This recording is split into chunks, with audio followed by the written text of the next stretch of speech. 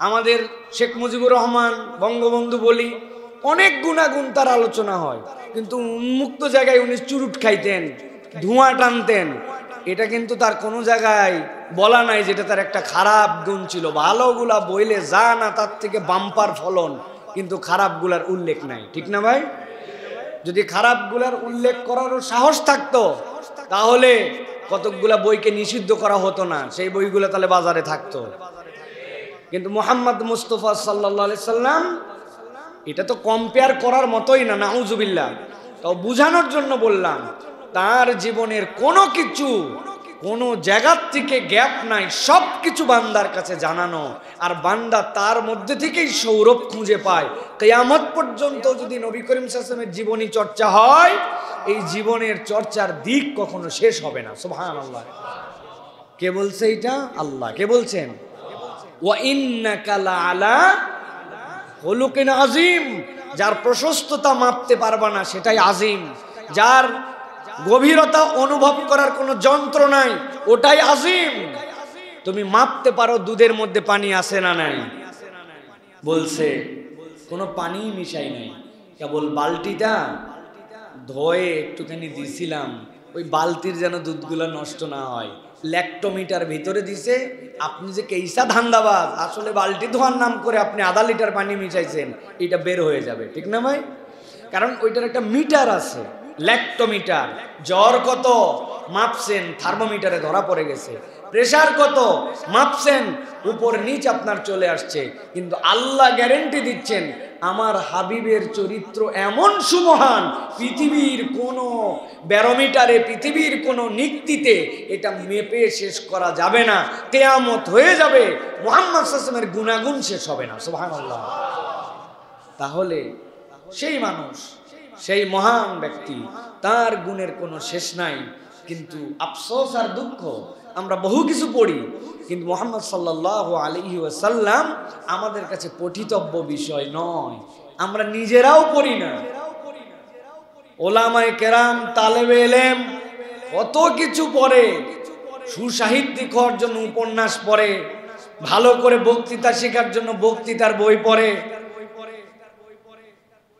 সাধারণ জ্ঞান শেখার জন্য সাধারণ জ্ঞানের জেনারেল নলেজ পড়ে, কিন্তু আমি যেন জান্নাতি মানুষ হই, আমি যেন দুনিয়া আখিরাতের সবচেয়ে শ্রেষ্ঠতম চরিত্রের অধিকারী হই, এই জন্য আমাদের কোনো প্রস্তুতি নাই। আমাদের মুহাম্মদ সাল্লাল্লাহু আলাইহি ওয়াসাল্লামের চরিত্র আমরা পড়ি না। অনেক আলেম ওলামার কাছে, তালেবে ইলমের কাছে, যে 15-16 বছরে তার পড়ালেখার জীবনের একাডেমিক ক্যারিয়ার শেষ করছে, কিন্তু বুকে হাত দিয়ে বলতে পারবে না আমি 300 পৃষ্ঠার 200 পৃষ্ঠার মুহাম্মদ সাল্লাল্লাহু আলাইহি ওয়াসাল্লামের একটা জীবনী আদ্যবান্ত পড়ে শেষ করছি, বলতে পারবে না। খালি পড়লেই তো নয়, সকলে যেরকম করে পড়ে, সকলে যেরকম করে পড়ে, পড়াটা তো এরকম করে নয়। প্রত্যেকটা পড়ার পেছনে তো আপনার একটা জিজ্ঞাসা আসতে পারে। জিজ্ঞাসা করেছে মুহাম্মদ সাল্লাল্লাহু আলাইহি ওয়াসাল্লামের শক্কে সদর, সিনা শাক কয়বার হয়েছিল? কয়বার? আমরা ঠিক মতো জানি না।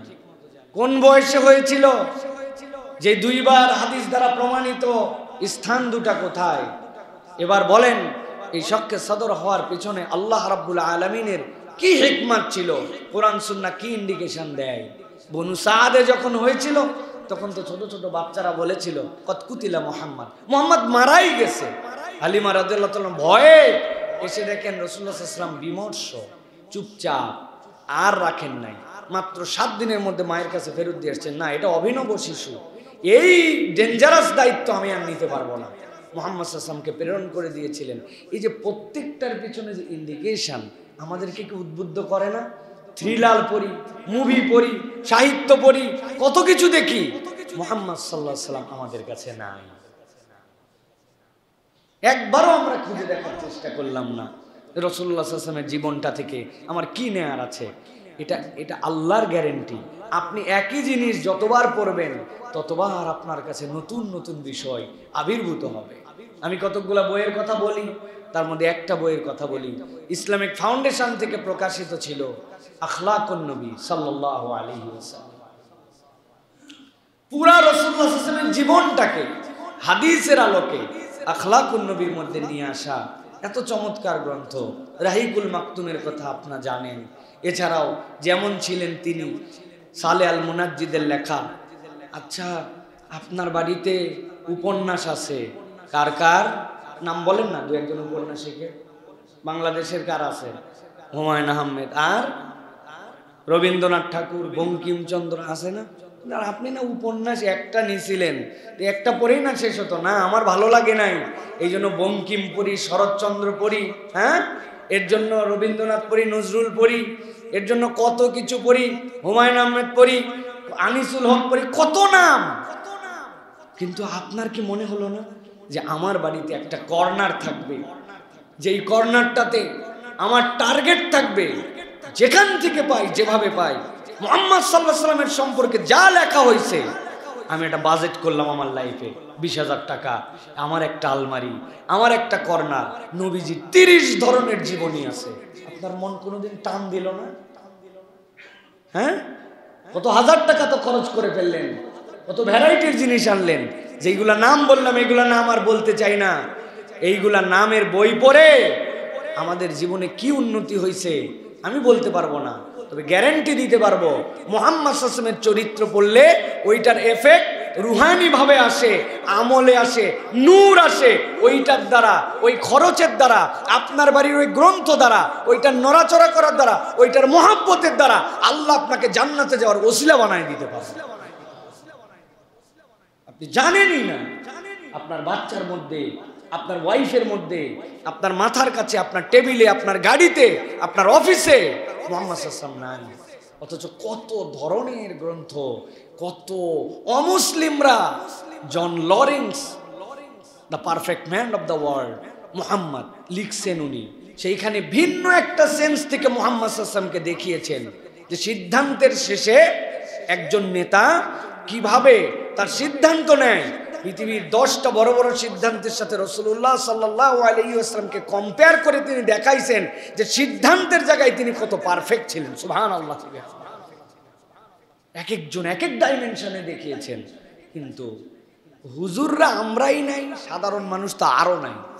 গত বছর আপনাদের কাছে ঘোষণা দেওয়ার পর আমাদের এক ভাই পুরা আমার কাছে এখানে, তাকে আমরা পুরস্কৃত করার কথা ছিল, তিনি পুরা সিনপসিস নবী করিম সাল্লাল্লাহু আলাইহি ওয়াসাল্লামের জীবনীর বর্ণনা করেছিলেন। আমি আপনাদের কাছে আবারও ঘোষণা দিতে চাই, আপনারা যদি 1 মাস, আজকে হচ্ছে আমাদের 13 তারিখ, আজকে আগামী মাসের 13 তারিখে যদি আল্লাহ হায়াতে রাখে, 1 মাস টাইম দিলাম, যে যে বই মন চায় আপনি একটা রাসূল সাল্লাল্লাহু আলাইহি ওয়াসাল্লামের জীবনী কিনবেন, থাকলে আপনি ওইটা পড়বেন, পড়ার পরে রাসূল সাল্লাল্লাহু আলাইহি ওয়াসাল্লামের জীবনী থেকে 5টা দিক ওই বই পুরাটা পড়ে, আল্লাহ সাক্ষী আর কাউকে দরকার নাই, আপনি আপনার নাম জমা দিবেন, আমরা আপনাদেরকে সম্মানিত করব যে আপনি অন্তত মুহাম্মদ সাল্লাল্লাহু আলাইহি ওয়াসাল্লামকে নিয়ে একটু নড়াচড়া করছেন। পারবেন ইনশাআল্লাহ?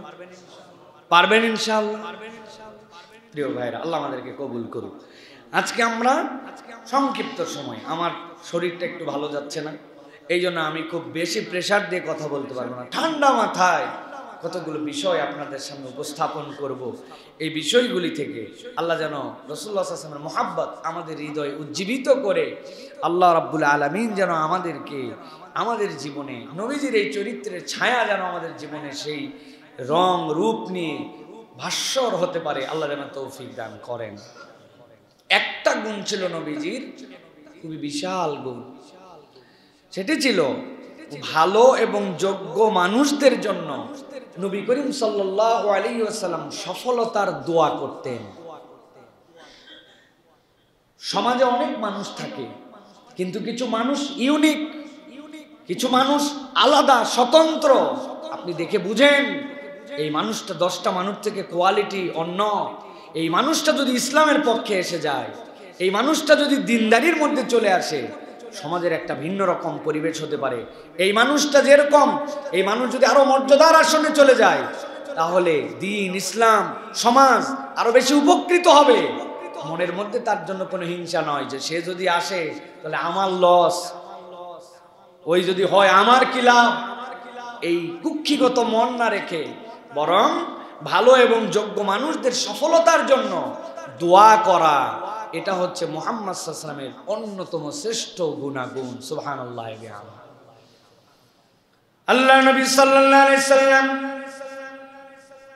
যখনই কোনো মানুষের মধ্যে কোনো কোয়ালিটি দেখতেন, কোনো গুণাগুণ দেখতেন, ওই মানুষের কোনো পারফরমেন্সের কারণে নবীজি যদি মনে করতেন এই মানুষটা ইসলামের জন্য কল্যাণকর হবে, এই মানুষটা যদি বড় হয়, এই মানুষটা যদি সামনে আসে, তাহলে উম্মাত তার দ্বারা উপকৃত হবে, নবী করিম সাল্লাল্লাহু আলাইহি সাল্লাম সব সময় চাইতেন ওই মানুষটা যেন ইসলামের সুশীতল ছায়ার তলে চলে আসে, আর আল্লাহ রাব্বুল আলামিন যেন তাকে হেদায়েতের রাস্তার উপরে আসীন করে দেন।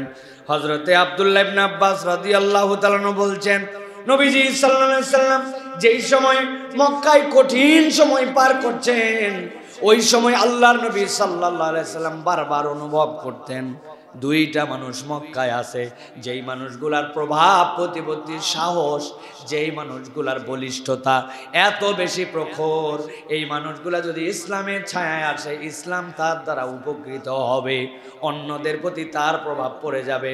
হযরত আব্দুল্লাহ ইবনে আব্বাস বলছেন, আমি নিজে কানে শুনলাম নবীজি নিজের চক্ষু পানি বের করে দিয়ে আল্লাহর কাছে দোয়া করছেন, আল্লাহুম্মা আইজ্জাল ইসলাম বিআহাব্বি হাযাইনির রাজুলাইনি ইলাইকা বিআবি জাহলিন আও বিউমর ইবনুল খাত্তাব।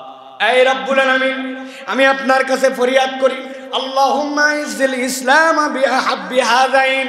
এই রব্বুল আলামিন, আমি পছন্দ করি আপনি ইসলামকে সম্মানিত করুন এই দুইজন ব্যক্তির মধ্যে থেকে একজনকে দিয়া, বিআবি জাহালিন, হয় আবু জেহেল, অথবা বিউমর ইবনুল খাত্তাব, অথবা ওমর ইবনুল খাত্তাবকে আপনি ইসলামের জন্য কবুল করে নেন। আল্লাহ নবী সাল্লাল্লাহু আলাইহি সাল্লাম আল্লাহর কাছে নিজে এইভাবে ফরিয়াদ দিয়েছেন। এই হাদিসের ব্যাখ্যায় মুহাদ্দিসিনে কেরাম বলছেন, নবীজি সাল্লাল্লাহু আলাইহি সাল্লাম আরেকটা হাদিসের মধ্যে বলেছেন, আল্লাহুম্মা ইজ্জিল ইসলাম বিউমর ইবনুল খাত্তাব খাসসা। আই রব্বুল আমিন, আপনি ওমর ইবনুল খাত্তাবকে দ্বারা ইসলামকে সম্মানিত করুন, ইসলামের মর্যাদা বৃদ্ধি করুন। আগেরটার মধ্যে দোয়া করেছিলেন দুইজনের জন্য, কিন্তু দোয়াটা কবুল হয়েছে ওমরে ফারুকের জন্য। মুফাসসিরিনে কেরাম ব্যাখ্যা করছেন কারণ কি, কারণটা অনেকে বলছেন আল্লাহ নবীর ওই দোয়ার মধ্যে আল্লাহই তার মুখ দিয়ে বের করেছেন, কিন্তু আল্লাহ নবী একটা কথা বলে বসছিলেন। ওমরের নাম যেখানে বলেছেন সেখানে ওমরের যা নাম তাই বলেছেন, কিন্তু আবু জেহেল তো আবু জেহেলের নাম ছিল না। তার জাহালতের কারণে, তার মূর্খামির কারণে, তার বিরাট বিরোধিতার কারণে তার নাম ছিল আবু জেহেল। আল্লাহর নবী নিজেই বলেছেন আবু জেহেলকে আল্লাহ ইসলামের দ্বারা সম্মানিত করো, জাহেলকে দিয়ে সম্মান কেমনে হয়? আল্লাহ রাব্বুল আলামিন এই জন্য নবীজির মুখ নিঃসৃত ওমর ইবনুল ফারুক রাদিয়াল্লাহু তাআলা আনহুর জন্য দোয়াটা কবুল করে নিয়েছেন। এই জন্য আল্লাহর নবীর দীক্ষা হচ্ছে, যত বড়ই দুশমন হোক, যত বড়ই ক্ষতিকারক মানুষ হোক আপনার চোখে, কিন্তু আপনি যদি নিজের হৃদয় থেকে অনুভব করেন এই মানুষ যদি হেদায়েত পায়, এই মানুষ যদি ইসলামের পক্ষে এসে যায়, ইসলামের কল্যাণ হবে, তাহলে তার জন্য ধ্বংসের দোয়ার আগে তার জন্য হেদায়েতের দোয়া করতে হবে। নবীজি সাল্লাল্লাহু আলাইহি সাল্লাম দোয়া করতে কখনো কার্পণ্য করতেন না। আর আপনার আমার অন্তর এমন ভাবে কৃপণ, আপনার আমার মুখ থেকে দোয়া আসে না, মন থেকে দোয়া আসে না, দোয়াকে আমরা আনুষ্ঠানিক বানিয়ে নিয়েছি। ছোট্ট একটা হাদিসে কারিমা সকলেই জানেন কম বেশি, কিন্তু দুইটা ভিন্ন ডাইমেনশনে খেয়াল করে দেখেন এইভাবে এই হাদিসের পূর্ণ রূপ শুনেছেন কিনা। হযরত আবু হুরায়রা রাদিয়াল্লাহু তাআলা আনহু নবীজি সাল্লাল্লাহু আলাইহি ওয়াসাল্লামের দরবারে এসে মাথা নিচু করে বসে আছেন। নবীজি বুঝতেন আবু হুরায়রা চঞ্চল প্রকৃতির মানুষ, তরুণ একজন মানুষ, কিশোর একজন মানুষ, সব সময় হাস্যোজ্জ্বল চেহারা নিয়ে থাকে। নবীজি জিজ্ঞাসা করেছেন, একটা সাহাবীর মুখ মলিন, এটাও নবীজি খেয়াল করেছেন, আবু হুরায়রা ব্যাপার কি? ইয়া রাসূলুল্লাহ, আপনার কাছে আসলে আমার বলো ভালো লাগে, কিন্তু যেই না বাড়িতে যায়, আমার মা তো মুসলিম নন, আমার মা তো মুশরিক হলেও সমস্যা নাই, কিন্তু আপনার ব্যাপারে অসংলগ্ন কথা বলে, নবীজির ব্যাপারে যদি উল্টাপাল্টা কথা বলে, হৃদয় তো আমার ফেটে যায় ইয়া রাসূলুল্লাহ, আমি সহ্য করতে পারি না। নবীজি সাল্লাল্লাহু আলাইহি ওয়াসাল্লামকে আবু হুরায়রা বললেন, ইয়া রাসূলুল্লাহ, আপনি আমার মায়ের হেদায়েতের জন্য একটু দোয়া করেন। নবীজি সাল্লাল্লাহু আলাইহি ওয়াসাল্লাম এক মুহূর্ত দেরি করলেন না। তার সাহাবীর মুখ মলিন, আর তার সামনে নবীর ব্যাপারে বাজে কথা বলে, আল্লাহ নবীর সাথে সাথে দোয়া করলেন, আল্লাহুম্মা ইহদি উম্মা আবি হুরায়রা, আয় আল্লাহ আবু হুরায়রার মার জন্য আপনি হেদায়েতের রাস্তাটা সহজ করে দেন। আবু হুরায়রা রাদিয়াল্লাহু তাআলা নবীজির দোয়া শোনার পরে তার বাড়ির দিকে রওনা হয়ে গেলেন। আবু হুরায়রা রাদিয়াল্লাহু তাআলা নিজে মুখে বলছেন, আমি যখন বাড়িতে পৌঁছালাম, পৌঁছানোর পরে দেখি দরজাটা বাহির দিয়ে লাগানো, আর ভিতর দিয়ে আমার মায়ের গোসল করার শব্দ আমি শুনতে পাচ্ছি এবং তাড়াহুড়াও তিনি করছেন। গোসল করার পরে তাড়াহুড়া করে কাপড় পরলেন, কাপড় পরার পরে দরজা খুলে আবু হুরায়রা যখন ভিতরে গেছেন, সাথে সাথে আবু হুরায়রাকে বলছো, আবু হুরায়রা আমার মনের মধ্যে ভিন্ন রকম একটা ইচ্ছা এখন জেগেছে, আমি আর দেরি করতে চাই না, তুমি আমাকে এক্ষুনি শাহাদা পাঠ করায় মুহাম্মাদের দলভুক্ত করে না। হযরত আবু হুরায়রা তাকে সাথে সাথে পড়িয়েছেন, আশহাদু আল্লা ইলাহা ইল্লাল্লাহ ওয়া আশহাদু আন্না মুহাম্মাদান আবদুহু ওয়া রাসূলুহু। নবীজির দোয়া কবুল হয়ে গেছে। আবু বকর হযরতে আবু হুরায়রার চেহারা চকচক করতে শুরু করেছে, আনন্দে উদ্বেলিত হয়ে বলছে, মা তুমি আমার কাছে হেদায়েত এনেছো, কিন্তু চলো নবীর দরবারে। এখন মাকে টানতে টানতে নবীজির দরবারে নিয়ে আসছেন হযরত আবু হুরায়রা। আনার পরে বলছি, ইয়া রাসূলুল্লাহ আপনি দোয়া করেছেন, আমার মার সাথে সাথে ঈমান এনে ফেলেছে, এই যে আমার মা, এই যে আমি, কিন্তু ইয়া রাসূলুল্লাহ নবীজিও খুশি, আল্লাহ রাব্বুল আমিন তার দোয়া কবুল করেছেন। নবীজি ক্রেডিট নিজের উপরে নিলেন না, বলেন আল্লাহর প্রশংসা করো, আল্লাহ রাব্বুল আমিন হেদায়েত দিয়েছেন, খুশি হও, আল্লাহর প্রশংসা করো। হযরত আবু হুরায়রা আলহামদুলিল্লাহ বললেন, বলার পরে বলেন, ইয়া রাসূলুল্লাহ আমার আরেকটা দোয়া লাগবে, আপনার কাছে একটু দোয়া করেন। কি দোয়া? বলে, ইয়া রাসূলুল্লাহ আপনি দোয়া করেন আমার মা এবং আমি যেন মুমিনদের কাছে প্রিয় পাত্র হয়ে যায়, আমার মাকেও যেন মুমিনরা ভালোবাসে, আবার আমাকেও যেন মুমিনরা ভালোবাসে। সুবহানাল্লাহ। মুড যখন ভালো থাকে, আপনার পরিবেশটা সুন্দর, এমন আপন কথা বলে দিয়েছেন যেই দোয়াটা কবুল হয়ে যায় আল্লাহর কাছে। নবীজি হেসে দিলেন, দেওয়ার পরে আল্লাহর কাছে দোয়া করতে শুরু করলেন সাহাবীদেরকে সামনে নিয়ে, আল্লাহুম্মা হাব্বিব উবাইদাকা হাদা, আয় আল্লাহ এই ছোট্ট গোলাম আবু হুরায়রাকে আপনি প্রিয় বানায় নেন আপনার, ইয়ানি আবু হুরায়রা ওয়া উম্মাহু ইলা ইবাদিকাল মুমিনিন ওয়া হাব্বিব ইলাইহিমুল মুমিনিন। আয় আল্লাহ মুমিনদের কাছেও তাদের ভালোবাসার পাত্র বানায় দেন, আর তাদের হৃদয়ের মধ্যেও যেন মুমিনদের ভালোবাসা ঢুকে যায়। আল্লাহ নবীর এই দোয়ার সাথে সাথে আল্লাহ এমনভাবে কবুল করলেন, কিয়ামত পর্যন্ত 5374টা হাদিস রিওয়ায়াত করে গেছেন। মুমিনরা নবীর মুখ নিঃসৃত যে কোনো বিষয়ের কিছু যদি খুঁজতে চায়, আবু হুরায়রার নাম নেওয়া ছাড়া উপায় নাই। 5374টা হাদিস এক ব্যক্তি রিওয়ায়াত করছেন। আপনি যে সাবজেক্টে খুঁজেন 10 জন সাহাবী থাকলে আবু হুরায়রাও তার মধ্যে আছেন। মুমিন বলবে ক্বালা রাসূলুল্লাহ সাল্লাল্লাহু আলাইহি ওয়াসাল্লাম, আর তার আগে বলবে না আনা আবি হুরায়রাতা, এটা সম্ভব নয়। আল্লাহ তার এবং তার মাকে এমন পছন্দ করছেন, সুবহানাল্লাহ। দোয়া করায় নিছেন যে কল্যাণের দোয়া, উত্তম দোয়া, নবীজি কখনো কমতি করেন নাই। কার? আমার ছেলেটা সফল হতে পারে নাই, আরেকজনটা আগায় গেছে, আমার মনের মধ্যে আইরি দুঃখ কষ্ট, আমি আর দোয়া করতে চাই না। কারণ সফলতার দোয়া, কেউ সফল হোক, কল্যাণকামী হোক, এই দোয়া আমার মন থেকে আসে না। নবী করিম সাল্লাল্লাহু আলাইহি ওয়াসাল্লামের প্র্যাকটিস এটা ছিল না প্রিয় ভাইরা। এই জন্য আপনাদেরকে সব সময় আমাদেরকে অপরের কল্যাণের দোয়ার সাথী হতে হবে, যে আমি মানুষের কল্যাণের দোয়া করবো। রে ভাই, আল্লাহরা বলবেন বাংলাও বোঝে, ইংরেজিও বোঝে, সব দোয়া খালি বাংলায় করতে হয়, বিষয় এরকম নয়। আর কোন সময় কোন দোয়া কবুল হয় রব্বুল আলামিন কেবল জানেন। এই জন্য গুরুত্বপূর্ণ সময়গুলিতে, যেগুলো দোয়া কবুলের যে গুরুত্বপূর্ণ সময়, এই সময়গুলিতে বড় বড় কিছু চেতে হয়। শাইখুল হাদিস আল্লামা আজিজুল হক রহমতুল্লাহ আলাই, তার থেকেও বর্ণনা আসছে। খতিব ওবায়দুল হক রহমতুল্লাহ আলাই, তাদের থেকেও আসছে। উনি হারাম শরীফে ছিলেন, মসজিদে হারামে কোনো এক সময় ইফতারের আগ মুহূর্তে ছিলেন। ওই সময়টা গুরুত্বপূর্ণ না? দোয়া কবুলের জন্য। তো উনার সামনে অনেক খাবার আসছে, উনি বলছেন আহারে এগুলো খাবারের সাথে যদি একটা কাঁচা মরিচ হতো, লঙ্কা, কাঁচা মরিচ আছে না আমাদের বাঙালিদের, মুড়ি মাখা, তারপরে ছোলা, এগুলো হলে একটা পেঁয়াজ মরিচ হলে আমাদের ফ্লেভার হয়। তো উনি বলে বসছেন হুট করে, আরে একটু যদি একটা লঙ্কা হতো তাহলে দারুণ হতো। এই কথা বলছেন, বলে ভুলেও গেছেন। আবার উনি বলতেছেন আমি হারাম থেকে বেরিয়েছি নামাজ পড়ে, দেখি এক পাকিস্তানি মাথার মধ্যে এত বড় এক ডালি নিয়ে ভর্তি মরিচ নিয়ে বলছে, জিসকো লঙ্কা চাইয়ে আছে লিজিয়ে লিজিয়ে লিজিয়ে, হাজি সাহেব লিজিয়ে, যার যার মির্চি চাইয়ে লিজিয়ে, যার যার মরিচ লাগবে মাথার মধ্যে আছে হাজির একটা দুটা করে নিয়ে যান। উনি এইটা দেখে হাউমাউ করে কাঁদতে শুরু করছেন। লোকজন বলছে যে হুজুর আপনি না কিছুক্ষণ আগে বললেন আর এখন লঙ্কা হাজির, আপনি আবার কাঁদতেছেন? বলে আরে আমি তো কপাল দেখে কাঁদতেছি, ওই সময় কি লঙ্কা চাওয়ার কথা আমার? আল্লাহ কবুল করে একটা মরিচ পাঠাইছেন, কিন্তু এমন মুহূর্ত ছিল আমি আল্লাহর কাছে আরো বড় দোয়া করলে আল্লাহ হয়তো কবুল করে নিতেন। হৃদয়ের মামলা। আমার জীবনেও এরকম ঘটনা আছে। আরাফাতের ময়দান থেকে উঠছি বাসে, মুরব্বীদেরকে সবাইকে বাসে ঢুকাই দিয়েছি, মুজদালেফায় যাব, 10-12 বছর আগের কথা। ছাদের উপরে উঠছি কোন রকমে, রাস্তা কম কিন্তু যেতে অনেক সময় লাগে মুজদালেফায় পৌঁছাতে।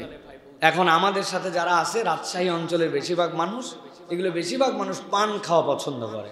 রাজশাহীর মানুষ, রাজশাহীর পানের স্বাদও যেরকম, এদিককার মানুষ পান খাওয়াও জানে এত সুন্দর করে। ঢাকার মতো এরকম মূর্খ পান খাওয়া না, পানের মধ্যে চুন না লাগায় ঢাকাতে যে পান দিয়ে দেয়, আমাদের ওই উত্তরবঙ্গে হলে থাপড়ার দাঁতের মাড়ি পর্যন্ত ফালায় দিয়ে ব্যাককল কোথাকার। এটা আবার কেমনে পান খাওয়া? পানে সুন্দর করে কাটবে, বোটা ফালাবে, পান চুন লাগাবে, খয়েল লাগাবে, এরপরে ভিতরে কালো জিরা দিবে, মশলা দিবে, পেট, আর এই জায়গায় এক প্যাঁচ দিয়ে সুপারি একটা ভিতরে পুশ করায় দিয়ে এরপরে তুমি যা পারো। ছাগলও, উত্তরবঙ্গের ছাগলও পান খাবে না, ওদিকে ছাগলেরও স্ট্যান্ডার্ড আছে।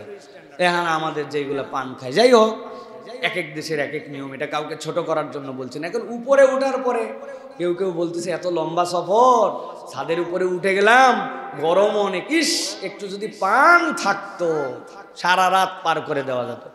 বিশ্বাস করেন এর 5-7 মিনিটের মধ্যেই মাওলানা সারোয়ার নামে একজন আমাদের হাটহাজারি ফারেক, আমাদের এক চাচা, ছাদের উপরে আমাদের সাথে বাসে আসে, নিচ থেকে একজন এসে ডাকতেছে, এই সরোয়ার, সরোয়ার, এই সরোয়ার। চাচা নিচে তাকায় দেখে উনার বড় ভাই, উনি সৌদি আরবে কাজ করে, উনি হজের জন্য আসছে। আসার পরে বলছে সরোয়ার তুই কেন নিচে আয়? বলে কেন নিচে যাবো? আমার দাস্ত হয়ে গেছে, মানে পেট খারাপ হয়ে গেছে, আমি বাসে গেলে অবস্থা খারাপ হয়ে যাবে, আমার এখন এই বাথরুম করতে করতে হলেও আমাকে পৌঁছাতে হবে মুজদালেফায়, বাসে যেতে পারবো না, একাই গেলে মাথা ঘুরে যাবে, তুই নাম। বড় ভাই অসুস্থ, ছোট ভাই উপরে, মৌলানা এহরামের কাপড় টাপড় ধরে নিচে নামলো। আর একজন জিজ্ঞাসা করছে চাচা তোমার হাতে কি? একটা পলিথিন আছে। আরে পলিথিন ভর্তি পান, এগুলো পান কে খাবে? ধর তোরা। বলে ছাদের উপরে ফিকে দিয়ে দিয়েছে। উনাদের মাথাই খারাপ যে আরাফাত ময়দান, ওই জায়গায় পান তো দূরের কথা, আর উনার কাছে পান সুপারি যা লাগবে ওর মধ্যে সব সহ। একজন বলল আহারে এই আরাফাতের পরেই দোয়া কবুল হয়, কি দুঃখে যে এই সময় বললাম একটু পান হলে, এই সময় তো আরো বড় দোয়া করার কথা। প্রিয় ভাইরা, দোয়া বান্দার জীবনে বিরাট নিয়ামত, এটাকে কখনো ছোট করা না করা, আমি করলে হবে, উমুকে করলে হবে না, এরকম ভাবার কোনো কারণ নাই। আল্লাহ কোন সময় বান্দার দোয়াটা কবুল করে নেবেন। এই জন্য মন যখন ভালো থাকে, মানুষের যখন খুশ মেজাজ থাকে, মানুষ যখন একটা মুডে থাকে, দোয়াটা ওই সময় নিয়ে নিতে হয়। এটা সাহাবায়ে কেরাম বুঝতেন। নবী করিম সাল্লাল্লাহু আলাইহি সাল্লামের কাছে দোয়া এই জন্য চেয়ে বসতেন, নিজেরা দোয়া করতেন। আল্লাহ রাব্বুল আলামিন এই দোয়ার বরকতে মানুষের ভাগ্য পরিবর্তন করে দেন। তাহলে আমাদের টার্গেট হবে অমুক মানুষটা, তমুকটা, এই ব্যক্তিটা আমি যদি মনে করি ইসলামের জন্য কল্যাণকর, উনাকে জানানোর দরকার নাই, আল্লাহর কাছে আমরা তার জন্য দোয়া করব। পারবো না ইনশাল্লাহ? আর একটা জেনারেল দোয়া কি? রব্বানা ইগফির লানা ওয়া লিইখওয়ানিনা আল্লাযীনা সাবাকুনা বিল ঈমান। আল্লাহ, যারা চলে গেছে আমাদের থেকে সবাইরে তুমি মাফ করে দাও, তাদের ব্যাপারে অন্তরের মধ্যে আমাদের কোনো গিল রেখো না, হিংসা রেখো না। আল্লাহ, আমাদের মুসলমানদের অন্তরগুলোর মধ্যে তুমি সৌন্দর্য পয়দা করে দাও। এটা একটা জেনারেল দোয়া, এইটা নবী করিম সাল্লাল্লাহু আলাইহি ওয়াসাল্লামের অনন্যতা। অধিকাংশ মানুষই আমরা এরকম টার্গেট করে দোয়া করি না, এই গুণটা আমাদের মধ্যে নিতে হবে। পারবো ইনশাআল্লাহ? এটা গেল একটা। 2 নম্বর, নবী করিম সাল্লাল্লাহু আলাইহি ওয়াসাল্লামের আরেকটা গুণ ছিল, যদি কেউ গুনাহগারও হতো, ভুলও করত, তার দ্বারা কদর্যতাও যদি প্রকাশ পেত, নবীজি সাল্লাল্লাহু আলাইহি সাল্লাম তার সাথে নম্রতার সাথে তার বিষয়টি ধরায় দিতেন। কখনো তার সাথে তার পাপের কারণে রূঢ় আচরণ, ভিন্ন রকম আচরণ, হিংসাত্মক কথাবার্তা রাসূল আরবি সাল্লাল্লাহু আলাইহি সাল্লাম বলেন নাই। বুঝাতে পারছি আপনাদেরকে? মানুষের ভুল আছে না, অপরাধ আছে না, মানুষের মধ্যে অনিসলাম আছে না, তার আমলের ঘাটতি আছে, ফিস্ক আছে, কিন্তু এইটাকে নিয়ে ট্রল করা অথবা এইটাকে নিয়ে ক্রিটিসাইজ মূলক কথা বলা, এটা কোনো মুসলমানের আদত হতে পারে না। নবী করিম সাল্লাল্লাহু আলাইহি ওয়াসাল্লাম থেকে হাদিস আসছে, খেয়াল করেন। হযরত আবু উমামা বলছেন, এক যুবক নবী করিম সাল্লাল্লাহু আলাইহি ওয়াসাল্লামের কাছে আসলেন। আসার পরে নবী করিম সাল্লাল্লাহু আলাইহি ওয়াসাল্লামকে বলল, ইয়া রাসূলুল্লাহ, একটা বিষয়ের অনুমতি নেওয়ার জন্য আপনার কাছে আসছি। বলো বলো কি? বলে, ইয়া রাসূলুল্লাহ, আমাকে জিনা করার অনুমতি দেন। সাহাবায়ে কেরাম বলছে, চুপ চুপ, এই কি, থাম থাম বেটা, কি এর অনুমতি নিতে? নবীজির কাছে জিনার অনুমতি নিতে আসছে, কি সাহস? সাহাবায়ে কেরাম হাদিসের ভাষায় এইটা, চুপ চুপ, থামো। দেখুন কোথাকার। নবীজি বলে, নাই, তোমরা থামো, ওকে আমার কাছে আসতে দাও। সাহাবায়ে কেরাম চিন্তা করলো, আল্লাহু আকবার, নবী কি আর জিনার অনুমতি দেয় নাকি? নাউজুবিল্লাহ। ভাবটা এরকম যে স্পষ্ট হারাম, নবী আবার বলতেছেন আমাদেরকে থামায়, ওকে আমার কাছে পাঠাও। নবী করিম সাল্লাল্লাহু আলাইহি ওয়াসাল্লামের কাছে আসলো, হাদিসের মধ্যে আসছে। এরপরে রাসূলুল্লাহ সাল্লাল্লাহু আলাইহি ওয়াসাল্লাম বললেন, পাশে বসো। পাশে বসলো, বলল যে তোমার কাছে আমি 4টা কথা জিজ্ঞাসা করব, উত্তর দাও। জি ইয়া রাসূলুল্লাহ। তুমি আমার কাছে জেনার অনুমতি নিয়ে আসছো। আচ্ছা, ধরো কোনো মানুষ তোমার মায়ের সাথে জেনা করার অনুমতির জন্য আসলো, তুমি কি বলো? এটাকে তুমি পছন্দ করবে? সে বলতেছে, আল্লাহ, এটা কেমন কথা ইয়া রাসূলুল্লাহ, অসম্ভব। আমি আমার মায়ের সাথে জেনার অনুমতি তো দূরের কথা, এটা আমি সহ্যও করতে পারবো না। নবীজি বললেন, ধরো মা বাদ দিলাম, তোমার বোনের ব্যাপারে কেউ বলল যে তার সাথে সে জেনা করবে, এটা কি তুমি চাও? বলে, না ইয়া রাসূলুল্লাহ, আল্লাহ, এটা আমি মোটেও পছন্দ করব না, এটা আমি সহ্যই করতে পারবো না। নবীজি এরপরে বললেন, তোমার ফুপু, তোমার আব্বার বোন, তার সাথে জেনা হোক, ব্যভিচার হোক, কেউ অনুমতি নিয়েই তার সাথে বিবাহ বহির্ভূত সম্পর্ক করবে, তুমি কি বলবে? বলে, আল্লাহ ইয়া রাসূলুল্লাহ, আমার ফ্যামিলির, আমার বাপের বংশের ফুপুর সাথে চাই না। নবীজি এবার 4 নম্বর বললেন, তোমার খালা, তোমার মায়ের দিকে, তোমার মাও না, তোমার বোনও না, তোমার বাপের আত্মীয় না, খালা, তোমার বাপের সাথে বিয়ে হয়েছে না, সম্পর্ক ওই দিকে গেছে। বলি, ইয়া রাসূলুল্লাহ, আল্লাহ, আমি আমার খালার সাথেও জেনা ব্যভিচার হোক, এটা কখনোই মেনে নিতে পারবো না। নবীজি বললেন, এই পৃথিবীর সম্পর্কে মা, খালা, বোন আর ফুপু, এই 4টার মাধ্যম দিয়ে মানুষের সাথে রিলেশন হয়। তুমি এইগুলো যদি পছন্দ না করো, তুমি কার সাথে জেনার অনুমতি চাও? কারো না বোন, কারো না মা, কারো না খালা তার নিসবত, কারো না ফুপু তার নিসবতে, তাহলে তুমি কেমনে জেনা করার অনুমতি চাও? ওই রকম ভাবে তো তারাও পছন্দ করে না। যুবকের মাথা নিচু হয়ে গেল। নবীজি যুবকের গায়ের মধ্যে হাত দিলেন, দেওয়ার পরে বললেন, আল্লাহুম্মা গফির যামবাহু ওয়া তাহহির কলবাহু ওয়া হাসসিন ফারজা। হে আল্লাহ, আমার এই তরুণের অন্তরটাকে আপনি পবিত্র করে দেন। হে আল্লাহ, সে যে ভুল কথা বলছে, এই গুনাহটা তার মাফ করে দেন। ওয়া হাসসিন ফারজা, আর তার এই যে লজ্জাস্থান, এটার হেফাজতকারী স্বয়ং আল্লাহ আপনি হয়ে যান, তার মধ্যে দক্ষতা বাড়ায় দেন।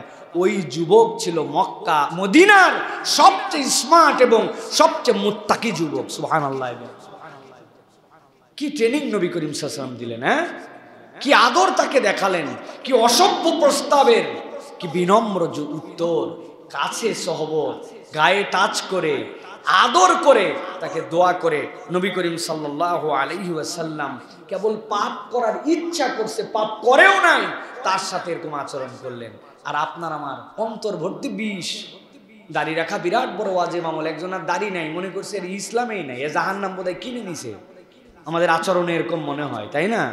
নামাজ পড়ছিস, আজকে ফজরটা খালি পড়তে পারি নাই, বাকিটা পড়ছিস, তাহলে লাভ কি? তোর শুরুই হয়নি, তুই তো জাহান্নামের মধ্যে এক পা দিয়ে আছিস, খালি মরবি আর জাহান্নাম।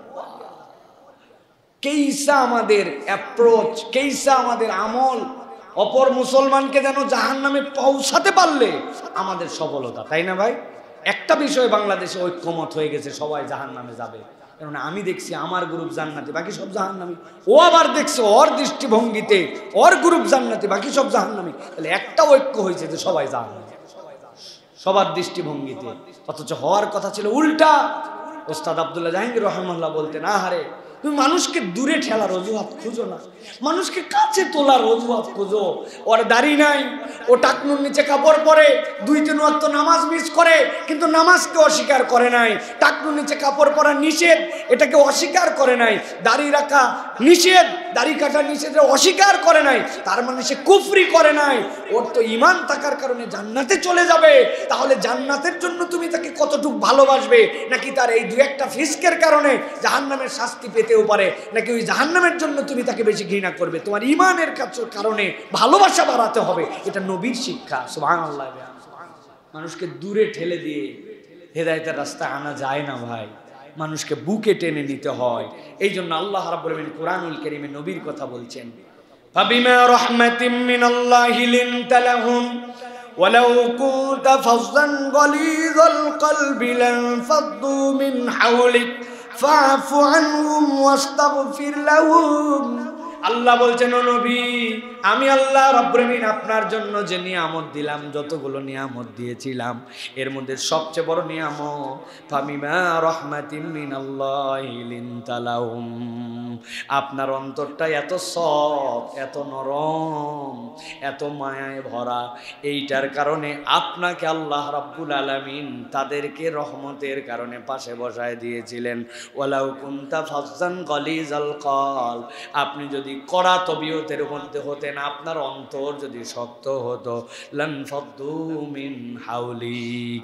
মক্কায় যে পরিমাণ পাপাচার তাদের মধ্যে ছিল, ছোট্ট ঘটনা নিয়ে যুদ্ধ করত, এরা এতিম মারা গেলে এতিমের সম্পদকে গ্রাস করে নিত, নিজের সন্তানকে জীবন্ত প্রতিহিত করে দিত। এরা ঘটনা অঘটনায় ডাকাতিকে নিজেদের পেশা বানায় নিয়েছিল। আল্লাহর ঘরে বিবস্ত্র মূর্তি, উলঙ্গ মূর্তি রাখতেও লজ্জা বোধ করতো না। যেই মানুষগুলার অন্তর এত শক্ত ছিল, আপনি যদি শক্ত অন্তরের হতেন, এরা কেউ আপনার পাশে আসতো না। আপনার কাছে আসার কারণ হচ্ছে আপনার অন্তরটাকে আল্লাহ কোমল বানাই দিয়েছিলেন। এই জন্য আল্লাহ বলছেন, ফাআফু আনহুম ওয়াস্তাগফির লাহুম, আপনি তাদের জন্য আল্লাহর কাছে ক্ষমা চান, আর তাদের জন্য আল্লাহ রাব্বুল আলামিনের কাছে ইস্তেগফার করেন। আল্লাহর নবী সাল্লাল্লাহু আলাইহি ওয়াসাল্লামের সাহাবী আব্দুল্লাহ ইবনে আমর রাদিয়াল্লাহু তাআলা বলেন, ও দুনিয়ার মুসলমানেরা শোনো, আমি অতীতের যত গ্রন্থ আছে, ধর্মগ্রন্থ, সবগুলা গ্রন্থগুলা পড়েছি। পড়ার পরে এই আয়াতে কারিমাকে সামনে রেখে আমি একটা সিদ্ধান্ত উপনীত হয়েছি, এমন কোনো গ্রন্থ নাই যেই গ্রন্থের মধ্যে মুহাম্মদ সাল্লাল্লাহু আলাইহি ওয়াসাল্লামের পরিচয় ছিল না, শেষ নবীর পরিচয় ছিল না। আর ওই গ্রন্থগুলার মধ্যে আল্লাহর হাবিবের 5টা গুণাগুণের কথা আল্লাহ উল্লেখ করে দিয়েছিলেন।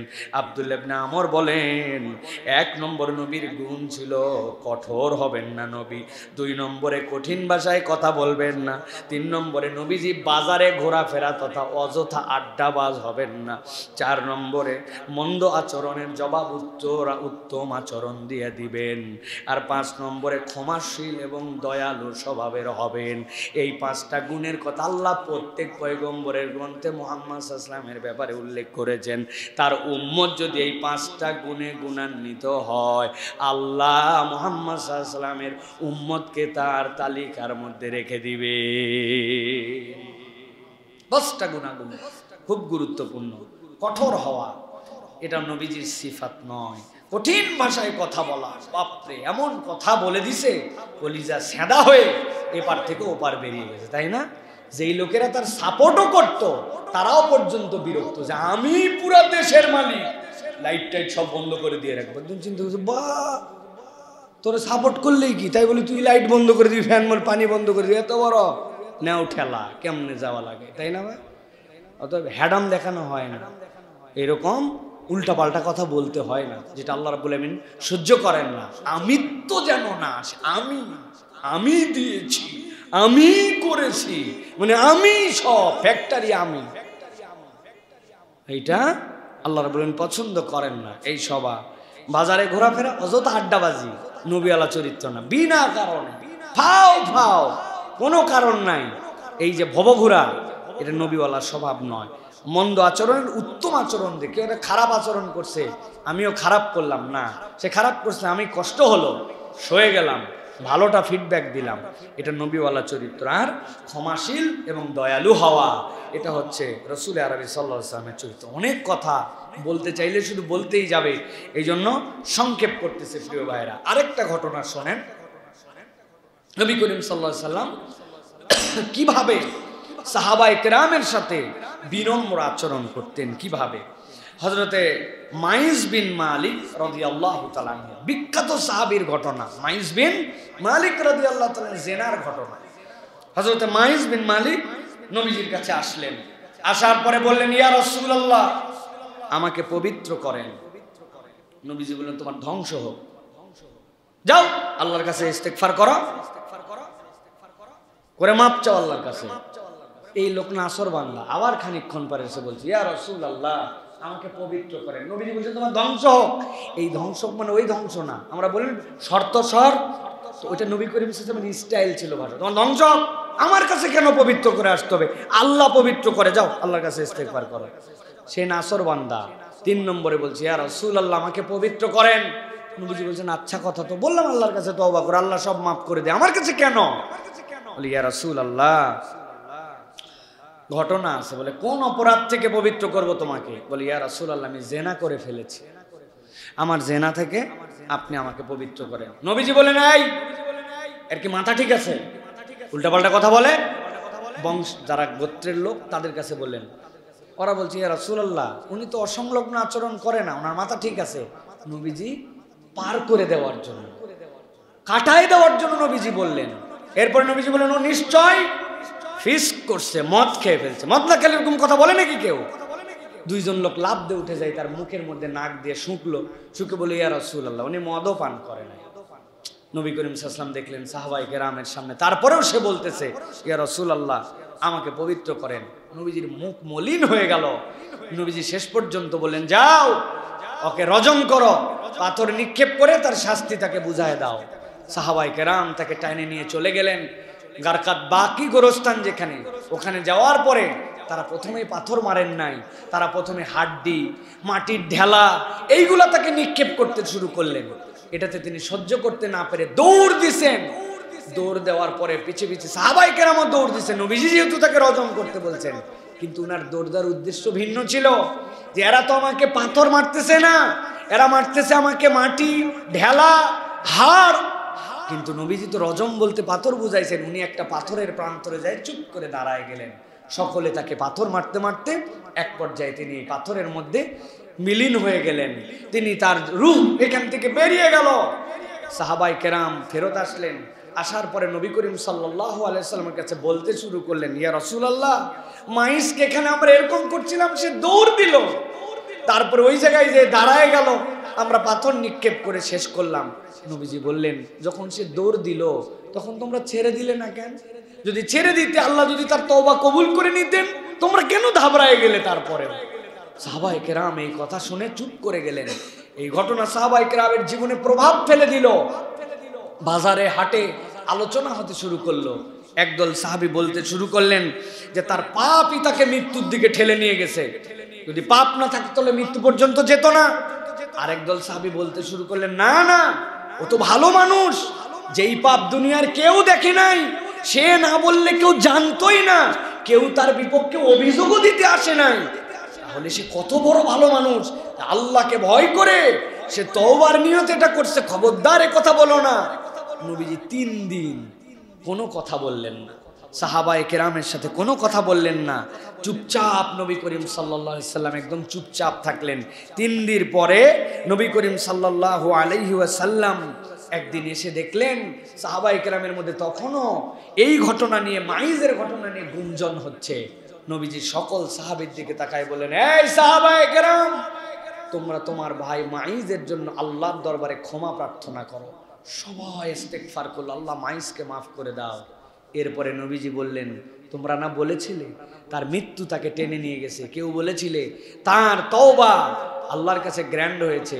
আমি মুহাম্মদ সাল্লাল্লাহু আলাইহি ওয়াসাল্লাম তোমাদেরকে জানালাম, মাইজ ওই যে ওইখান থেকে দৌড় দিয়ে রজম পর্যন্ত গিয়েছিল, মাইজ যে তওবাটা আল্লাহর কাছে করেছিল, এই তওবাটা যদি পুরা উম্মতের মধ্যে ভাগ করে দেওয়া হতো, এটা যথেষ্ট হয়ে যেত।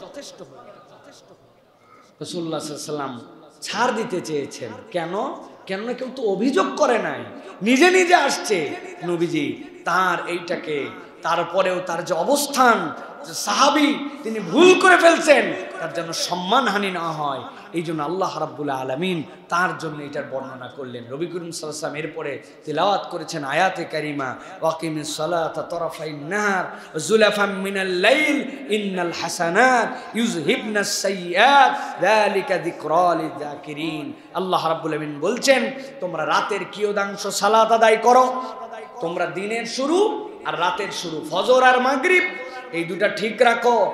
আর ওয়াতারাফাম মিনাল লাইল, রাতের কিয়দাংশ, ফজরের আগে তাহাজ্জুদ, কোনো ব্যক্তি যদি ফজরকে সংরক্ষণ করে, বিকালের নামাজকে সংরক্ষণ করে আর তাহাজ্জুদের নামাজ পড়ে, আল্লাহ বলছেন ইন্নাল হাসানাত ইউযহিবনাস সাইয়্যাত, তোমাদের যত অপরাধ থাক আল্লাহ ওইগুলাকে দূর করে কেবল দিবেন না, অন্য আয়াতে বলছেন সকল ভুলগুলাকে সওয়াব দ্বারা কনভার্ট করে দিবেন। সুবহানাল্লাহ, এটা নবীওয়ালা চরিত্র। চিন্তা করেন তো কত বড় পাপ।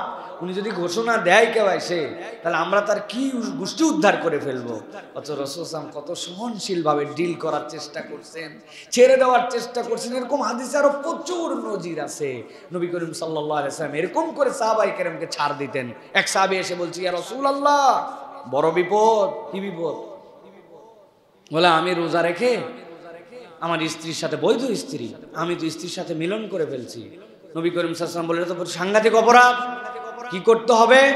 বলে, তুমি একাধারে 60টা রোজা রাখবে। বলি, ইয়া রাসূলুল্লাহ, আমি কেইসা সাহাবী, এক রোজাতেই যে উল্টাপাল্টা করছে, আবার 60 রোজা টানা, এটা আমার দ্বারা সম্ভব?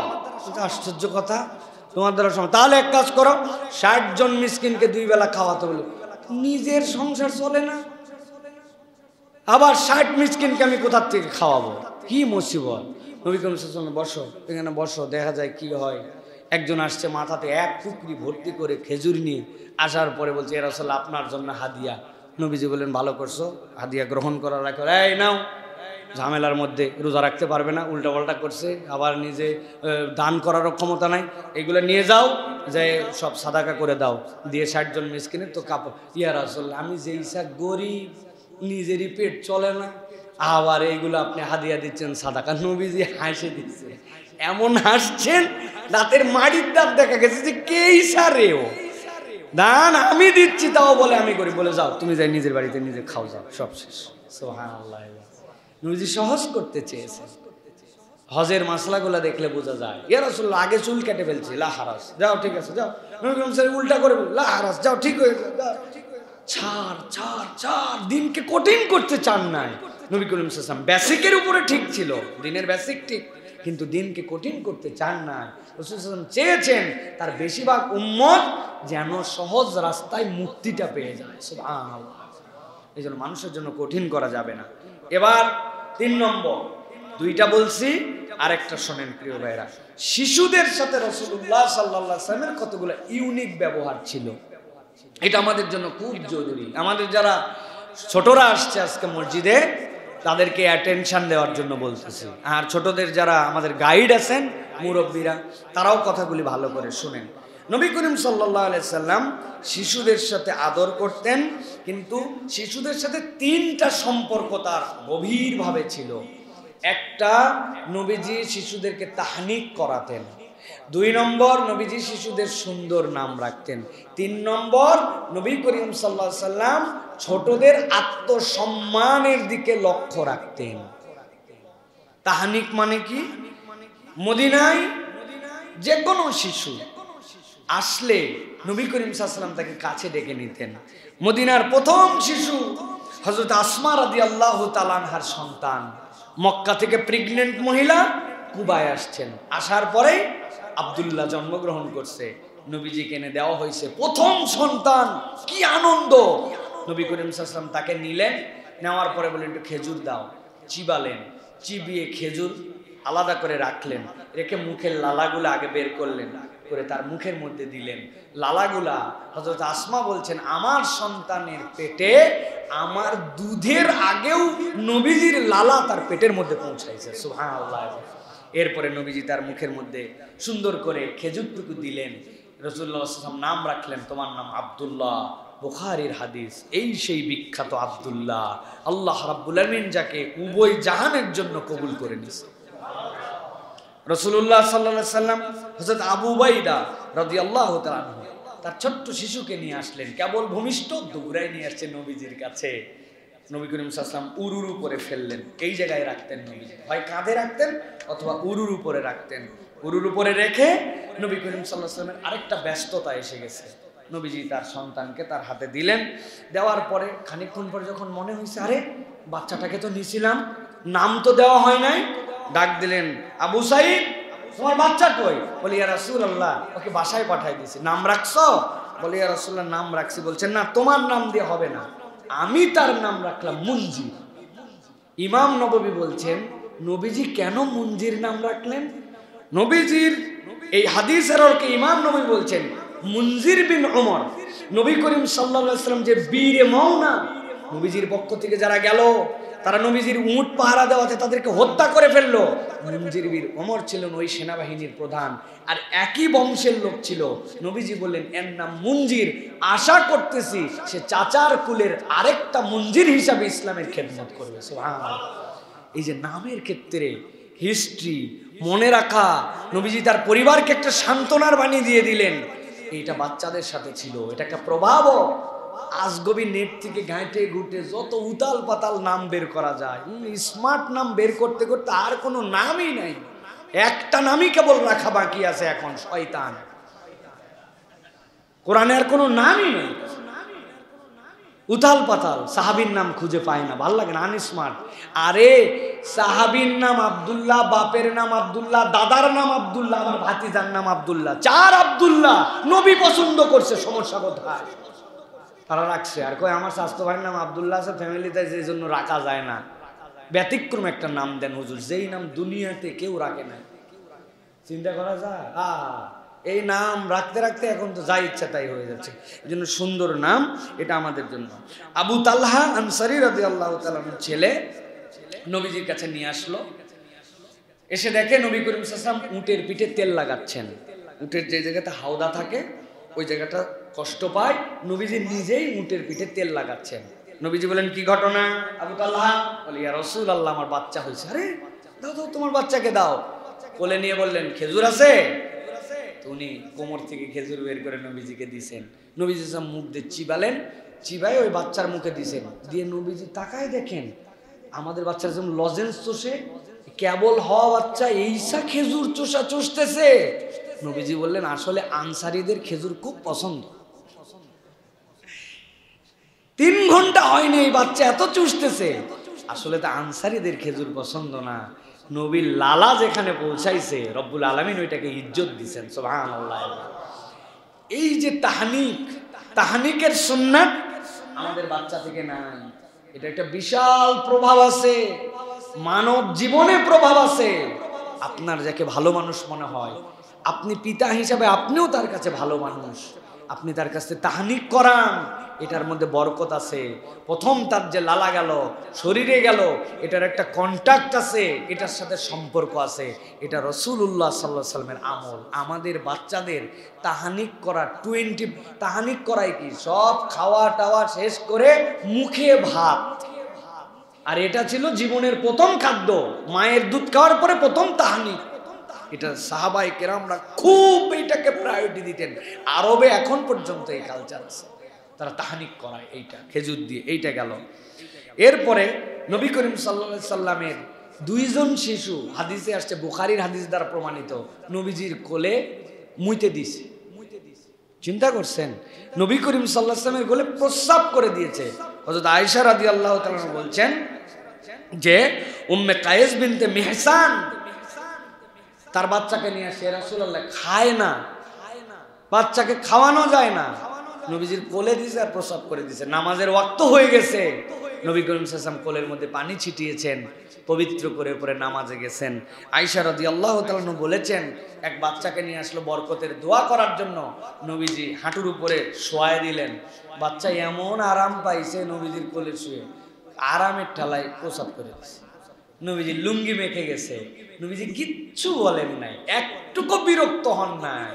রাসূলুল্লাহ সাল্লাল্লাহু আলাইহি ওয়াসাল্লাম রেগুলার চিন্তা করেন, একজন ইমামুল আম্বিয়া, হাজার হাজার সাহাবী, কি পরিমাণ প্রেসার নবী করিম সাল্লাল্লাহু আলাইহি ওয়াসাল্লামের উপরে, কিন্তু কখনো এগুলোকে উপেক্ষা করেন নাই। এই বাচ্চাদের ক্ষেত্রে রাসূলুল্লাহ সাল্লাল্লাহু আলাইহি ওয়াসাল্লাম এত যত্নশীল ছিল। 3 নম্বর বিষয় যে নবী করিম সাল্লাল্লাহু আলাইহি ওয়াসাল্লাম শিশুদেরকে উপহার দিতেন, গিফট করতেন। শিশুদেরকে গিফট করা এটা নবী করিম সাল্লাল্লাহু আলাইহি ওয়াসাল্লামের অন্যতম চরিত্র ছিল। তো কিরকম গিফট? হযরতে আবু হুরায়রা রাদিয়াল্লাহু তাআলা বলছেন, মদিনাবাসীর টেন্ডেন্সি ছিল, যখন কোনো খেজুরের গাছ পোক্ত হতো, খেজুর কাটার সিজন শুরু হতো, কেউ আগে কাটতো না। ইয়া রাসূলুল্লাহ, আমরা অমুক তারিখে খেজুর কাটবো, নবীজি বলতেন আমাকে ডাকবা, আমিও আসবো। প্রথম যে কাঁধিটা নবী করিম সাল্লাল্লাহু আলাইহি সাল্লাম কেটে দিতেন, সবচেয়ে পোক্ত সুন্দর একদম বলিষ্ঠ এক কাঁধি। এরপরে নবী করিম সাল্লাল্লাহু আলাইহি সাল্লাম দোয়া করতেন, আল্লাহুম্মা বারিক লানা ফি মাদিনাতিনা ওয়া ফি সিমারিনা ওয়া ফি মুদ্দিনা ওয়া ফি সাইনা। হে আল্লাহ, তুমি আমাদের মদিনার ফসলে, মদিনার ওজনে, মদিনার নিক্তিতে রব্বুল আলামিন তুমি বরকত দিয়ে ভরপুর করে দাও। বারাকাতিম মা বারাকা, বরকতের পরে বরকত দাও, যে ব্যবসা করে, যে ওজন করে বরকত দাও। এই দোয়া করার পরে সবার মধ্যে এখন তাকাতাকি যে নবীজি এই যে যেই ডালটা তার কাছে, এটা যদি আমি পাইতাম। নবীজি খুঁজে খুঁজে খুঁজে সবচেয়ে ছোট শিশু যেটা, ডাক দিয়া তার হাতের মধ্যে দিতেন। সে তো ওজনই তুলতে পারে না, কিন্তু সকলের মধ্যে আনন্দের হিল্লোল বয়ে যেত যে সবচেয়ে ছোট্ট মানুষটার হাতে নবীজি এটা উঠাই দিতেন। সুবহানাল্লাহ। এই যে ফসল কাটার আনন্দ আমাদের দেশেও কিন্তু কি নবান্ন নাকি হয় না আমাদের? সুতরাং যদি ইসলামের সাথে মিলে যায়, এটা দোয়ার জন্য, বরকতের জন্য, এটা উৎসব, এগুলা মুবাহ, এটা করা যেতে পারে প্রিয় ভাইরা। এটা রাসূলুল্লাহ সাল্লাল্লাহু আলাইহি ওয়াসাল্লামের আমল ছিল প্রিয় ভাইরা। আরেকটা ঘটনা শুনেন, রাসূলুল্লাহ সাল্লাল্লাহু আলাইহি ওয়াসাল্লাম কিভাবে ছোটদেরকে গিফট দিতেন। খালিদ রাদিয়াল্লাহু তাআলা আনহুর কন্যা ছিলেন উম্মে খালিদ। একবার মদিনায় অনেক উপহার আসলো, এর মধ্যে একটা উপহার আসলো, একটা কাপড় জড়ি দেওয়া, এত সুন্দর দেখতে, কিন্তু আইটেমটা লেডিস। নবীজি বললেন, এই কাপড়টা আমি কাকে পরায় দিব? সাহাবায়ে কেরাম তো চিন্তা করছে, সুবহানাল্লাহ ওয়া বিহামদিহি, এটা মেয়ে মানুষের কাপড়, নবীজি বলছে পরায় দিবে। নবীজি তো আর মেয়ে মানুষকে কাপড় পরাবে না, কিন্তু বলছেন এই কাপড়টা আমি কাকে পরায় দিব? সাহাবায়ে কেরাম একটুক কথা বলে না। নবীজি ডাক দিলেন, খালিদ তোমার মেয়ে কই? ইয়া রাসূলুল্লাহ, নিয়ে আসতেছি। দৌড়ায় নিয়ে আসছে উম্মে খালিদকে। নিয়ে আসার পরে নবীজি নিজে হাতে এই শিশুটার গায়ে এই কাপড়টা জড়ায় পরায় দিলেন। দেওয়ার পরে নবীজি বলতে লাগলেন, সানা সানা সানা সানা। সাহাবায়ে কেরাম বুঝে না যে নবীজি সানা সানা সানা সানা বলতেছেন কেন, এই ভাষা তো জানে না। মূলত এই খালিদ রাদিয়াল্লাহু তাআলা তার পরিবার নিয়ে হাবাসায় প্রথম জীবনে তিনি ওখানে সফর করে চলে গিয়েছিলেন। তো হাবাসার একটা ভাষা হচ্ছে, কোনো জিনিস যদি খুব চমকায়, খুব সুন্দর হয়, সেটাকে সানা সানা বলা হয়। নবীজি এটাও জানতেন, নবীজি তাদের স্থানীয় ভাষায় বলতেছেন। উম্মে খালিদ বোঝে, ছোটতে বড় হয়েছে, সানা সানা মানে কি, সে তো খুশি হয়ে গেছে। নবীজি পরায় দিয়ে বললেন, উম্মে খালিদ শোনো, এই কাপড়টাকে তুমি পুরাতন বানায় ফেলবে। হাদিসের মধ্যে পরিভাষা আসছে, গরিবুল হাদিসের মধ্যে, আরবের মানুষ যখন বলতো কোনো কাপড় কাউকে দিয়ে পুরাতন করে ফেলবে, এর মানে আল্লাহ তোমাকে দীর্ঘ জীবন দান করুক। সুবহানাল্লাহ। হাদিসের পরিভাষকরা বলছেন, নবীজি ছোট্ট একটু কাজ করে বলে দিয়েছেন যে তুমি এই কাপড়কে পুরাতন বানায় ফেলবে। মহিলা সাহাবীদের মধ্যে উম্মে খালিদের থেকে বেশি বয়স আর কেউ পায় নাই। সবচেয়ে বয়সে যে উনি মারা গেছেন, আবু তুফাইল আমেরির কথা ছেলেদের মধ্যে বলা হয়, তিনি সবচেয়ে বয়সকালে মারা গেছেন।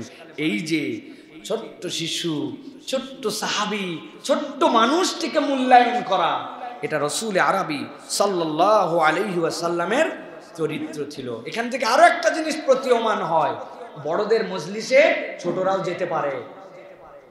বড়দের মজলিসে ছোটরা ফাও, ছোটদের দাওয়াত দেওয়া লাগে না, ছোটরা অটো চয়েস। আমরা অনেক সময় আমলে নেই না, যাই না, নেই না, আমল দেই না, তাদেরকে পাত্তা দেই না। এটা আমাদের চরিত্র হতে পারে না প্রিয় ভাইরা। কত ঘটনা, সুবহানাল্লাহ। হযরত মাহমুদ, একজন সাহাবী আছেন ইতিহাসে, নাম কি বলেন? মাহমুদ রাদিয়াল্লাহু তাআলা।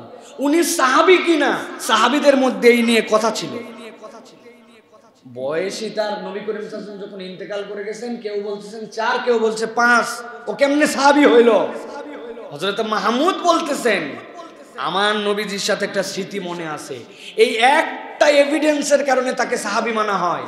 বলে কি স্মৃতি? বলে একদিন নবীজির কাছে গেছি, এক বালতি পানি, নবীজি বালতির মধ্যে মুখ দিয়ে গাল ভরাইছেন পানি দিয়ে, আমার দিকে পিচকারি দিয়ে আমার মুখের মধ্যে নবীজি পানি মারছে, আমার পুরো মুখ মেখে গেছে। আমার মনে আছে নবীজি আমার সাথে এরকম করছেন। এই একটা ঘটনার দ্বারা উনি যে নবীকে দেখছেন, স্মৃতি ছিল, এই কারণে উনি সাহাবী। সুবহানাল্লাহ ওয়া বিহামদিহি। নবী করিম সাল্লাল্লাহু আলাইহি ওয়াসাল্লাম এই মজাটা করতেন সাহাবীদের সাথে। ওই থুতুটা থুতু না, ওটা তার দিকে রহমত আর বরকত রাসূলুল্লাহ সাল্লাল্লাহু আলাইহি ওয়াসাল্লাম ছিটায় দিয়েছেন। এই যে সাহাবায়ে কেরামদের সাথে, ছোট্ট ছোট্ট মানুষদের সাথে নবীজি সালাম দিতেন। নবী করিম সাল্লাল্লাহু আলাইহি সাল্লাম স্নেহ দিয়ে তার গায়ে হাত দিতেন, তাদের কাঁধে হাত দিতেন, তাদেরকে আদর করতেন। হযরত আনাস রাদিয়াল্লাহু তাআলা বলছেন, আমাকে নবীজি বলছেন, আনাস বাড়িতে যে সালাম দাও, তোমার বাচ্চাদেরকে তুমি সালাম দিবা। তুমি যদি বাচ্চাদেরকে সালাম দাও, তাহলে তোমার ঘরকে আল্লাহ বরকতের ঘর বানায় দিবে। নবীজির নির্দেশনা, এটা তিরমিজির হাদিস, 2698 নম্বর হাদিস। হাদিসের মধ্যে আসছে প্রিয় ভাইরা। এই জন্য রাসূলুল্লাহ সাল্লাল্লাহু আলাইহি ওয়াসাল্লাম এই আমলগুলা বাচ্চাদের সাথে করতেন প্রিয় ভাইরা। হযরতে আবু যার গিফারি রাদিয়াল্লাহু তাআলা আনহু থেকে একটা বর্ণনা আসছে, আবু রাফে বিন আমর আল গিফারি, সাহাবীর নাম আবু রাফে বিন আমর আল গিফারি। নবীজির কাছে বিচার আসছে, এক আনসার এইরকম করে ওনার কাঁধের মধ্যে ধরে নিয়ে আসছে, 11-12 বছর বয়স। যা চল মুহাম্মদ সাল্লাল্লাহু আলাইহি ওয়াসাল্লামের কাছে। নবীজি বলছেন, কি ব্যাপার? আবু রাফিকে কি জন্য নিয়ে আসছো? বলি, ইয়া রাসূলুল্লাহ, যা দুষ্ট, খালি খেজুরের গাছে ঢেল মারে মারে কাঁচা খেজুর নামায়। ছাড়ো, কি জন্য ঢেল মারো? বলি, ইয়া রাসূলুল্লাহ, এত ক্ষুধা লাগে আমার, আমি তো ক্ষুধা সহ্য করতে পারি না। নবীজির দিলটা পুড়ে গেল। নবীজি বললেন, আবু রাফি, ঢেল মেরে খাওয়া যাবে না, নিচে যেইগুলা পড়ে থাকে এগুলা তোমার জন্য হালাল, আর কখনো ঢেল মারবে না, ঠিক আছে? নবীজি এরপরে তার জন্য দোয়া করলেন, আল্লাহ আবু রাফিকে তুমি পরিতৃপ্ত করে দাও, তার তৃষ্ণাকে নিবারণ করে দাও। আবু রাফির এমন হালত হলো যে আবু রাফি এক ফোঁটা পানি খেলেও তার জন্য পেট ভরে যায়, অল্প একটু কিছু খেলেও তার তৃপ্ত হয়ে যায়, মানুষটা সবল। নবীজির দোয়া, তিরস্কার করেন নাই, এই যে আদর করে স্নেহ করে এই কাজগুলি করেছেন প্রিয় ভাইরা। ব্যক্তিত্ব গঠন, শিশুদের জন্য, পিতাদের জন্য বলছি, বাচ্চাদের এমন কোনো কথা বলে বসবেন না যে তার ব্যক্তিত্বে আঘাত করে। নবীজি ব্যক্তিত্ব গঠন করাই দিতেন বাচ্চাদের। শুনবেন একটা হাদিস, শুনবেন, শোনেন। সাহাল বিন সাঈদ বলতেছেন, নবী করিম সাল্লাল্লাহু আলাইহি ওয়াসাল্লাম মজলিসে বসে আছেন, নবীজির কাছে কিছু পানীয় আসলো, দুধ আসতে পারে, শরবত আসতে পারে, ভাষাটা হচ্ছে পানীয়। এই পানীয় আসার পরে নবী করিম সাল্লাল্লাহু আলাইহি ওয়াসাল্লাম পানীয়টা খেলেন। খাওয়ার পরে নবীজির সুন্নাত ছিল ডান থেকে দেওয়া। ডানে তাকায় দেখেন যে নবী করিম সাল্লাল্লাহু আলাইহি ওয়াসাল্লামের ডানে সাহাল বিন সাঈদ বলছেন যে একদম কিশোর, একদম সদ্য বয়স, যুবক, তরুণ, এরকম একজন বসে আছে। আর বাম পাশে মুরব্বীদের সিরিয়াল। তো নবী করিম সাল্লাল্লাহু আলাইহি ওয়াসাল্লাম তাকে বললেন, সাহাল বিন সাইদ বলছেন যে তুমি যদি অনুমতি দাও তাহলে আমি এই পানীয়টা বাম থেকে মুরব্বীদেরকে দিয়ে শুরু করব। সাহাল বিন সাইদ বলছেন, অসম্ভব ইয়া রাসূলুল্লাহ, আল্লাহ রসুলের হাত থেকে আমার ভাগ, যেটা আমার ভাগে কিয়ামত হলেও কাউকে ভাগ দিব না। নবীজি বললেন, না তুমি না। রাসূল সাল্লাল্লাহু আলাইহি ওয়াসাল্লাম তিরস্কার করলেন না, অপমান করলেন না, অনুমতি নিলেন এবং সে তার জায়গায় অনর। এটাকে বললেন, দেখ কি সব বেয়াদব হয়ে গেছে ছেলেগুলো, হ্যাঁ আমি বললাম তাও এরকম করে বল। ব্যক্তিত্বের জায়গা, এটা তার হক, সে স্ট্রং, নবীজি সম্মান করেন। ওই বাচ্চাটা যে ব্যক্তিত্ব নিয়ে বড় হলো, বড়দের মূল্যায়ন নিয়ে বড় হলো, তার ব্যক্তিত্বটা সমাজের মধ্যে প্রভাব সৃষ্টি করবে প্রিয় ভাইরা। এই জন্য এটা আমাদের জন্য খুবই গুরুত্বপূর্ণ এটা প্রিয় ভাইরা। এটা গেল বাচ্চাদের বিষয়ে। সর্বশেষ বলি, দয়া এবং স্নেহ ছিল মুহাম্মদ সাল্লাল্লাহু আলাইহি ওয়াসাল্লামের ভূষণ। দয়া যার মধ্যে নাই তার মধ্যে কিছু নাই। নবীজি বলছেন, যার মধ্যে নম্রতা দিয়ে দেওয়া হয়েছে তার মধ্যে দুনিয়া দিয়ে দেওয়া হয়েছে। সুবহানাল্লাহ। এখন আমাদের যতটুকু দুনিয়া কম বুঝবেন, ততটুকু আমাদের মধ্যে নম্রতা কম। সবচেয়ে নম্র মানুষ ছিলেন মুহাম্মদ সাল্লাল্লাহু আলাইহি ওয়াসাল্লাম। এই জন্য আল্লাহ বলছেন, ওমা আরসালনাকা ইল্লা রাহমাতাল লিল আলামিন, হে রাসূল আপনাকে তো আমি রহমত করেই প্রেরণ করেছি দুনিয়ার জন্য। সুবহানাল্লাহ বিহামদি। এই জন্য প্রিয় ভাইয়েরা, একটা ঘটনা বলে আজকে শেষ করব।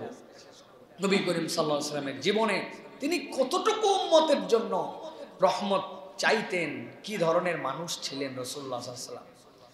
সাহাবায়ে কেরাম থেকে বর্ণিত আছে, হযরত আবু যার রাদিয়াল্লাহু তাআলা বলছেন, আমি নবীজির একটা অনন্য রাতের সাক্ষী।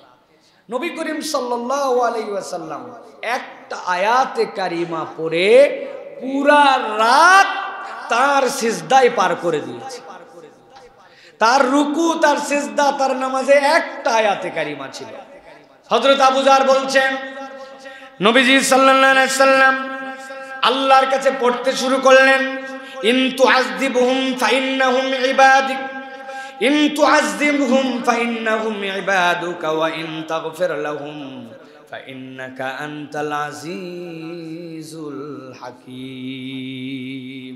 ও আমার রব, আপনি যদি শাস্তি দেন তবুও তারা আপনার বান্দা। আপনার শাস্তি যদি দেওয়া অবধারিত হয়, তারপরেও এরকম নয় যে সে আপনার বান্দা থেকে তালিকার থেকে বের হয়ে যাবে। আর আমি আল্লাহ আপনাকে বলছি, ওয়া ইন তাগফির লাহুম ফাইন্নাকা আনতাল আজিজুল হাকীম। আর আপনি যদি তাকে ক্ষমা করে দেন, আপনি মহাপরাক্রমশালী, বিজ্ঞানময়, আপনি মহাজ্ঞানী আল্লাহ। এর দ্বারা আল্লাহ নবী বুঝাতে চান, শাস্তি দিলেও আপনার বান্দা, ক্ষমা করলেও আপনার বান্দা। হযরত আবু যার বলতেছেন, আল্লাহ নবী সাল্লাল্লাহু আলাইহি ওয়াসাল্লাম রাত থেকে ফজর পর্যন্ত অনবরত দোয়া করলেন। সারা রাত তার 2 রাকাত নামাজে এক আয়াতে কারিমা পড়তে পড়তে কানতে কানতে কানতে কানতে শেষ হয়ে গেল। সকাল যখন হলো, আবু যর বলছেন, আমি নবীজিকে বললাম, ইয়া রাসূলুল্লাহ কি এমন হলো, এক আয়াতে কারিমা দিয়ে আপনার রাত পার হয়ে গেল। নবীজি সাল্লাল্লাহু আলাইহি ওয়াসাল্লাম সাথে সাথে বললেন, ও আবু যার, আমি আল্লাহর কাছে সারা রাত আমার উম্মতের জন্য ইস্তেগফার করেছি, আর আল্লাহ আমাকে একটা শুভ সংবাদ জানাইছেন, ইন্নী সাআলতু রাব্বিশ শাফাআতা লি উম্মতি ওয়া হিয়া নাইলাতুন লিমান লা ইউশরিকু বিল্লাহি শাইআ। আল্লাহ রাব্বুল আলামিনের কাছে আমি আমার উম্মতের শাফাত করার পারমিশন চেয়েছি। আল্লাহ আপনি আমাকে আমার উম্মতের জন্য শাফাত করার অধিকার দিয়ে দেন। আল্লাহ মঞ্জুর করে আমাকে জানাইছেন, তোমার উম্মতের মধ্যে যদি একটা অপরাধ না থাকে, নবী তোমাকে সুপারিশ করতে দেওয়া হবে। লিমান লা ইউশরিক বিল্লাহ, যদি কেউ আল্লাহর সাথে শিরিক না করে, নবী জান আপনাকে মঞ্জুর করে নেওয়া হলো। আপনি তার জন্য যে সুপারিশ করবেন, সে যদি উম্মতের তালিকায় নামটা কেবল রাখে, আমি আল্লাহ আপনার সুপারিশ কবুল করে নিব। নবীজি সাল্লাল্লাহু আলাইহি ওয়াসাল্লাম তার উম্মতের জন্য যে আল্লাহর কাছে বলছেন, আল্লাহ শাস্তি দিলেও আপনি রব, ক্ষমা করলেও রব, আমার উম্মতকে রব্বুল আলামিন আপনি হেফাজত করেন, আমাকে একটু অনুমতি দিয়েন, যেই দিন আপনি ছাড়া আর কেউ সুপারিশ করতে পারে, কেউ সুপারিশের পারমিশন পাবে না আপনার, ইল্লা মান শাফিআ, কেবলমাত্র সুপারিশ করবে সে, আপনি যাকে অনুমতি দিবেন ওই অনুমতিটা আমাকে দিয়েন আল্লাহ। আল্লাহ রাব্বুল আলামিন নবীর এই আবদারকে কবুল করেছেন। নবী করিম সাল্লাল্লাহু আলাইহি সাল্লামকে এই জন্য বলা হয়েছে ওয়াকফিদ জানাহাকা লিমানিত্তাবাআকা মিনাল মুমিনিন। হে নবী, পাখি যেরকম তার হাতগুলাকে প্রশস্ত করে দেয়, আকাশ ডাকলে মুরগি যেরকম তার বাচ্চাকে কোলের ভিতরে নিয়ে নেয়, ওয়াকফিদ জানাহাক, হে নবী আপনি আপনার দিলকে রহম করে দেন, আপনার মুমিনদের জন্য আপনার দিলকে প্রশস্ত করে দেন, তাদেরকে আপনার কোলের মধ্যে নিয়ে নেন। এটার মানে মুমিন যদি কেবল উম্মতে মুহাম্মদীর তালিকায় নাম রাখতে পারে, আল্লাহ তাকে মাফ করে দিবেনই দিবেন। সুবহানাল্লাহ। কিন্তু ওই নবীর দয়াদ্রতা, ওই নবীর গুণ, ওই নবীর কোন কাজ করলে আমি উম্মতের তালিকায় থাকি আমার কোনো ধারণাই নাই। আমি কেবল মনে করছি শেষ নবীর পরে আসলেই বোধহয় আমি উম্মত হয় না ভাই। যেরকম মক্কায় অবতীর্ণ হলেই কেবল মক্কি সূরা হয় না, মদিনায় অবতীর্ণ হলেই মাদানী সূরা হয় না, ওটার ডেফিনেশন আছে। হিজরতের আগের সব মক্কি, হিজরতের পরে সব মাদানী, হিজরতের পরে নবীজি মক্কায় অবতীর্ণ সূরাও মাদানী। ঠিক একই রকম এটাও মনে রেখেন, নবীর পরে শেষ নবীর পরে আসলেই উম্মতে মুহাম্মদী হয় না। মুহাম্মদ সাল্লাল্লাহু আলাইহি ওয়াসাল্লামের তালিকায় থাকার জন্য আল্লাহর নবীর ক্রাইটেরিয়ায় আপনাকে চলাফেরা করতে হবে। এইটুকু করলে আল্লাহ রাব্বুল আলামিন নবী বলছেন ইন্নী সাআলতু রাব্বিশ শাফাআতা লিউম্মতি ওয়া হিয়া নাইলাতুল লিমান লা ইউশরিক বিল্লাহি শাইআ। আল্লাহ মঞ্জুর করছে উম্মতের তালিকায় থাকো আর আল্লাহর সাথে শিরিক করো না, আমি মুহাম্মদ সাল্লাল্লাহু আলাইহি ওয়াসাল্লাম তোমার জন্য সুপারিশ করব। সুবহানাল্লাহ।